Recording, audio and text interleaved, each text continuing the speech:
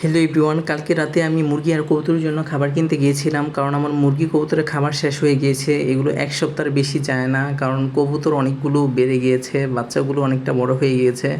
তো কত কেজি এবং কী কী খাবার এনেছি তা আপনাদের সাথে শেয়ার করব।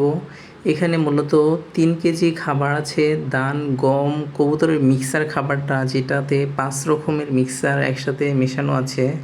তো এটা এখানে হলো 3 কেজি, আর ওই ধান আর হলো ভুট্টা ভাঙা হলো 1 কেজি। মোট 4 কেজি খাবার এনেছি। তো আগের খাবারগুলো অনেকটা ফ্রেশ ছিল, এবারের খাবারগুলো মানে ফ্রেশই আছে, কিন্তু ভুট্টাটা একটু পুরানো। তো এই মিক্সারগুলোর মধ্যে পুরানো ভুট্টা ভাঙাটা আছে, যাই হোক সমস্যা হবে না, অল্প পরিমাণে আছে ভুট্টা ভাঙাটা। দেখুন খাবারগুলো এভাবে সুন্দর এবং ফ্রেশই আছে, কবুতর এবং মুরগিগুলো খুব পছন্দ করবে। তো যাই হোক ভালোভাবে খেয়াল করে দেখুন, এখানে অনেক রকমের খাবার মিক্সার করা আছে। তো আমি এখন 1 কেজির মতো এই বক্সটার মধ্যে রেখে দেব, আর বাকি যেই খাবারটুকু থাকবে সেটা পলিথিনের মধ্যেই বেঁধে তারপর খাটের নিচে রেখে দেব।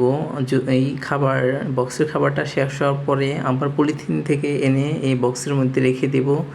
তো আমি এখানে মোট 4 কেজি খাবার কিনেছি, ভুট্টা ভাঙা, কবুতরের মিক্সার, আর হলো ধান, আর হলো ভুট্টা।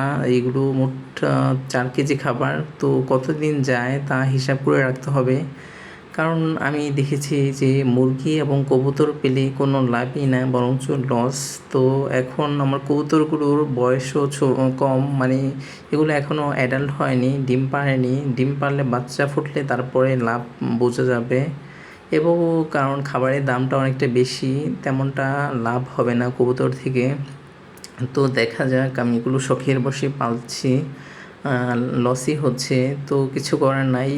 আর দুটো খাবারের পাত্র কিনেছি, এই যে একটাতে পানি রাখবো আর একটাতে হলো খাবার দিব, কারণ পানি কবুতর অনেকটা ফেলে দেয়। তো এগুলো 10-20 টাকা দিয়ে কিনেছি।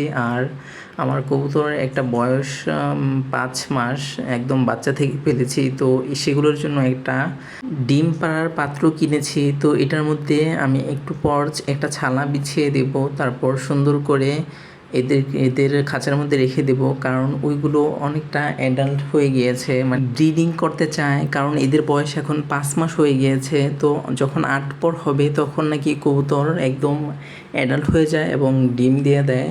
তো আমারগুলোর বয়স এখন 5 মাস হয়েছে, কবে ডিম পারবে শিওর আমি জানি না, মনে হচ্ছে 6 মাসের পর। তো আরও 1 মাস বাকি আছে। তো আমি এখন এই ছালা কাটাটা দিয়ে দেব, কারণ এগুলোর মধ্যে ভালোভাবে বিছিয়ে দিলে যদি ডিম পাড়ে তাহলে ডিমটা ভাঙবে না এবং সুন্দরভাবে থাকবে কবুতর। তো এই ছানাটার মধ্যে এক ধরনের পোকা ছোট ছোট দেখেছিলাম, যেগুলো কবুতরের শরীরে পাখার মধ্যে হয়। তো কিভাবে এই পোকাগুলো এই ছালাটার মধ্যে এসেছে তা জানি না, মনে হয় নিচে পাকা দিয়ে বেয়ে বেয়ে তারপর এই ছালাটার মধ্যে এসে বাসা বেঁধেছে। অনেকগুলো পোকাই ছিল, তো আমি ভালোভাবে জেরে তারপর একটু রোদ ছিল এই বারান্দার এই সাইডটায়, তো কতক্ষণ আমি রোদে দিয়েছিলাম যাতে পোকাগুলো চলে যায়। আর এই বাসাটার মধ্যেও অনেকটা পোকা দেখি, তার জন্য রোদের মধ্যে কিছুক্ষণ রেখে দিয়েছিলাম। আর এই দেখুন আমার এই বিলাতি ধনেপাতাটা আরও 2টা ছিল, একটু বড় হয়ে গিয়েছিল, তারপর মারা গেছে 2টা। আর এটাও দেখুন অনেকটা, 2টা পাতা মারা গিয়েছে, শুধু একটা পাতা আছে, জানি না এটা হবে কি না, মনে হয় হবে না, কারণ আমার বারান্দায় পালা ধনেপাতা কখনই হয় না, কী জন্য হয় না তা জানি না। আর পানিও আমি দেই, কিন্তু তারপরও হয় না, নিচের গোড়াগুলো পচে যায়, তার জন্য বিলাতি ধনে আর হয় না। তো এখন আমি এই ছাড়াটা সুন্দরভাবে দিয়ে দেব কবুতরগুলোর মধ্যে। আর কয়েকদিন আগে আমি ছোট কবুতরগুলোকে বড়গুলোর সাথে রেখেছিলাম, দেখি অনেকটা ঠুকরি করে, আর একদম এদের মাথার থেকে পাখা উঠিয়ে নেয়। আর এগুলো এখন দিয়ে দেব, কারণ এই যে এই 2টা কবুতর দেখতে পাচ্ছেন অনেকটা মোটা মোটা, এগুলো অনেকটা অ্যাডাল্ট হয়ে গিয়েছে, মানে এদের বয়স এখন 5 মাস চলছে। তো আমি তার জন্য দিয়ে দিলাম।